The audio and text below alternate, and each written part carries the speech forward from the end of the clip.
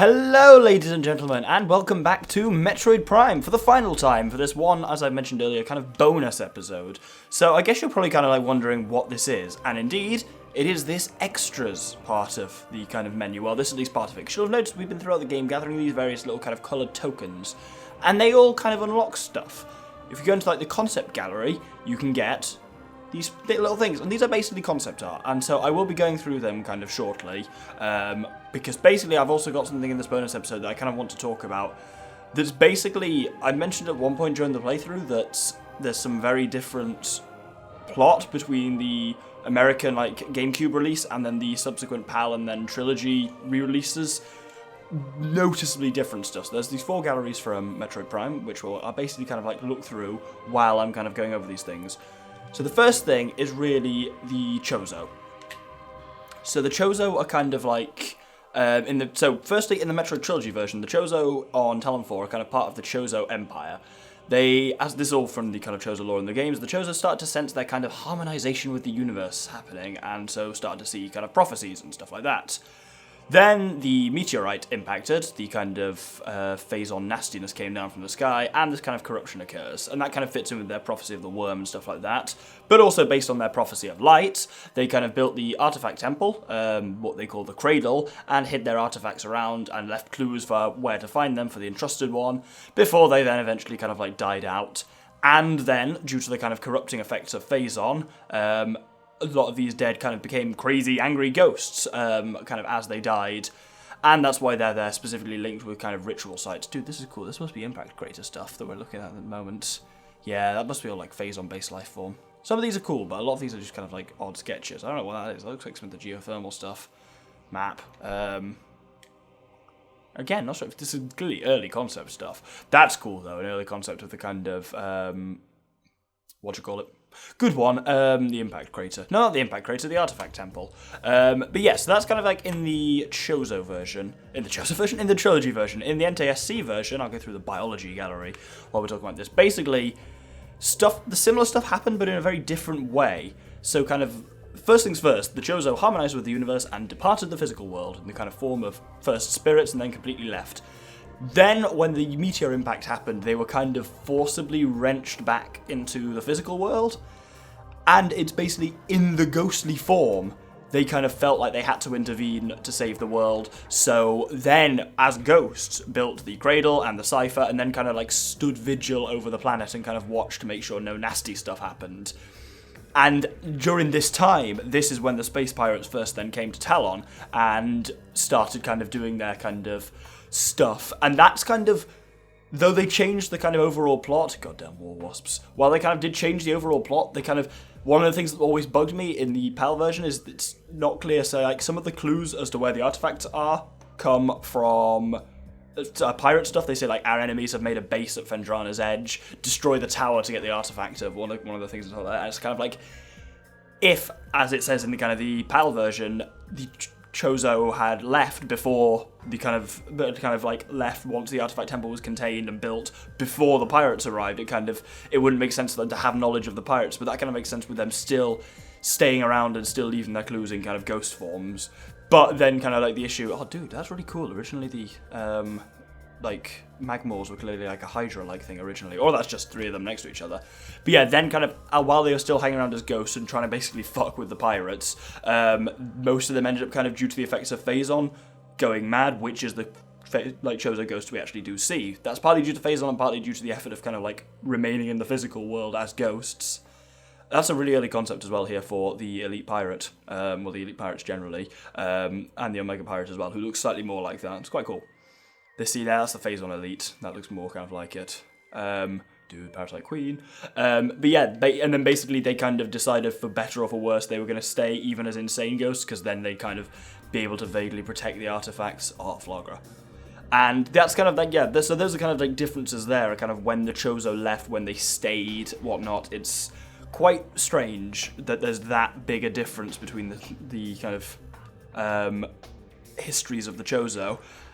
And even more interesting is the differences in Metroid Prime herself, the kind of like main character. And like this is why I'm putting this in a bonus episode, because basically I don't want to spoil any of the stuff about Metroid Prime and what she is for kind of if people haven't played the game before, so that's why there's kind of extra content. Basically, so in the original trilogy in the trilogy version and the PAL version, basically the origins of Metroid Prime are really unclear. It's not been confirmed either way, and there's evidence for both sides to suggest whether it came with the meteor, like it was in the Phazon core when the meteor hit. Some of these are cool, these kind of Samus things. Whether it was in the meteor when it hit, or whether it kind of was a pirate one that escaped containment, because there's no evidence, like, it's known generally that Metroids only came from one world, SR388 I think it was called, the one that Super Metroid is on, but yeah, like, no, Super Metroid's on Zebes, the one the first Metroid was on, but yeah, it's not clear whether it was, so they clearly kind of weren't native, so it's not sure whether it was a pirate one or whether it came with the meteor, but then basically, so like, it worked, it was basically, if it was one that escaped pirate containment as well, then it must have somehow kind of like wormed its way, that's ironic, wormed its way in, somehow past the cipher, the kind of shield that the Chozo put up, and into the impact crater, which is weird how it managed to do that, and then kind of the pirates read the life signs, and that encouraged them to kind of dig and reach the impact crater, which they were doing when we got there.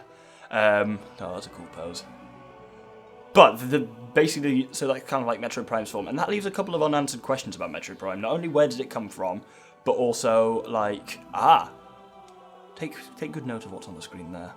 If you don't know what that is, you will in like the next 5-6 minutes. But yes, in the NTSC version, the kind of original release, very different kind of thing, because basically, firstly, it's confirmed in the NTSC version, which is actually non-canon, so it's confirmed in the non-canon stuff and it's not in the kind of regular stuff, but basically it's confirmed that the Chozo knew that the Metroid Prime came down with the meteor, that's how it kind of got to Town 4. They specifically built the cradle, the kind of artifact temple, to contain the meteor and like kind of the impact Phazon core, and also contain Metroid Prime within it. Once they kind of started going mad as ghosts and their vigil kind of broke, Metroid Prime then escaped from the impact crater, and this makes a lot more sense of kind of Metroid Prime breaking out of the impact crater rather than a Metroid breaking in and becoming Metroid Prime. What we're seeing here actually is early concept art for Metroid Prime as well, for like the kind of crab form of it. And then basically, after it broke out, it was discovered by the pirates, who then kind of found it to be a kind of much more evolved Metroid, probably due to the impact of Phazon. That's Metroid Prime's creepy face eyes thing. It's kind of based on a mask. That's it stealing the suit at the end. And that's kind of one thing I'm about to talk about, yeah, because basically it was studied by the pirates, but then kind of broke out and escaped containment by the pirates, and essentially stole a load of their weapons and armor systems, which is why it's basically got space pirate tech as part of it, because otherwise that actually wouldn't make any sense, because it's got the kind of flavoured armor that kind of clearly is pirate tech, because we just encounter it in the Phazon mines and stuff like that, and it makes just a lot more sense. And also, because it's stuff evolving like that being entirely biological is very difficult to explain. And also, if you scan it, it gives names for all its stuff. It calls them like a multi-missile system, a snare laser, and stuff like that, which aren't what you would call like a kind of... That's what you call a weapon system, not a kind of biological defense. And then also, like, it would explain... sorry. It explains how it's able to obtain, to kind of steal Samus's Phazon suit at the end, in that kind of like end credit scene you kind of saw. And then for some reason, this is the only kind of unanswered question there, in that kind of plot line, is basically that it then returned to the impact crater for some reason, which is where we found it. Not sure why that is. Maybe Phazon dependence or something like that, but it's not kind of made clear. And basically, those are the kind of alternate histories of the Chozo and Metroid Prime herself, which are kind of in between the different versions. There are a lot of things I'm leaving out, because they are basically... There are developments in the future two games, Echoes and Corruption, the two remaining games of the Prime trilogy, that do kind of make kind of that stuff clearer again, but I'm not using those as arguments now in case people who are watching this have only played Prime or have only watched my kind of LP. If you want to discuss it more and don't mind spoilers, join me for a discussion in the comments. I'm more than happy to discuss kind of stuff, because there's a lot of kind of other evidence that can be brought into this, but I'm kind of going to leave it here, because I don't want to spoil any kind of stuff. Other than that, you see where it says bonus tool, you can buy a couple of things here. Like, this is stuff for Metroid Prime 1, 2, and 3, so like, there's some stuff unlocked from 2 and 3, but I'm ignoring those. I'll come around to those in a few years when I do them. There's the screenshot tool, which you can use to allow for you to take screenshots, which is kind of useless for me because obviously I have a damn capture card, don't need that. But there's this, the fusion suit. Essentially, so there was a Game Boy Advance game called Metroid Fusion, that involved this kind of crazy, cool, you actually saw it earlier, looking fusion suit. And you can unlock that in this. Oh, one final thing as well, you can buy the kind of like soundtrack bits and play them, which is mildly cool. Yeah. And so if I play single player and like load it up, it's going to start me again from the start because, I can start in hyper mode, yeah, because I've unlocked that as well. And it'll start me in a kind of slightly different suit because I just unlocked the fusion suit. Because basically, you could play, if you had completed Metroid Prime, then connected using that fancy Game Boy, GameCube link cable, if you then connected your copy of Metroid Fusion to your copy of Prime that you kind of completed, then you unlocked what you're about to see here, which is basically a bonus suit for Samus that stays with her all through the game until she gets the face-on suit. But then basically, obviously that's no longer available in Metroid Prime Trilogy because there's no way to connect a kind of Game Boy to it. And I think the opposite works as well. I think you can unlock just the normal, because the normal like Varia suit wasn't in Metroid Fusion. I think basically if you completed Metroid Fusion and connected it to Prime, you could unlock the Varia suit in Fusion. It's complicated kind of stuff. But yeah, the Fusion suit's the one you briefly saw in the concept gallery that has like the basically just the helmet and then just like blue bits underneath it, because the deal was basically Samus was infected by some kind of super, no, it's like a Metroid but worse, this thing called the X parasite kind of infected her, and basically her armor's kind of fused to us. They had to kind of surgically remove as much of it as they could, but it kind of left this really cool like boiled down armor that you're about to see. It's really a unique color, and its mothball looks really cool as well. But yeah, you can kind of play through that. If you get through to the end of the game, basically, when you lose the power Varia suit at the beginning, then when you gain the Varia suit back and you gain the gravity suit, it still looks exactly the same. When you get the phase-on suit, it appears like this. And that's what the fusion suit in Metroid Fusion looks like at the end of the game there, where it kind of becomes I think they call it the true fusion suit or something like that. But, that's not worked. Why is she wearing the Varia suit? She's supposed to be wearing the fusion suit. That's problematic. Got to actually activate the fusion suits. That would be a lot cleverer. Let's skip back to that earlier cutscene then. There we go, that's the crazy reveal I was looking for. Still haven't worked out why it looks... I think it's basically the one in Prime's always like greeny, yellowy instead of light blue. I'm not sure why that is, but I guess they didn't want to completely fuck up the game's colour palette or something like that. But hey, there you have it. It's also got 3 like eyes on it. It looks it's designed kind of to look Metroid-y slightly because of how the plot kind of works in Fusion, that you basically Samus gets saved from this other parasite by infusing herself with Metroid DNA.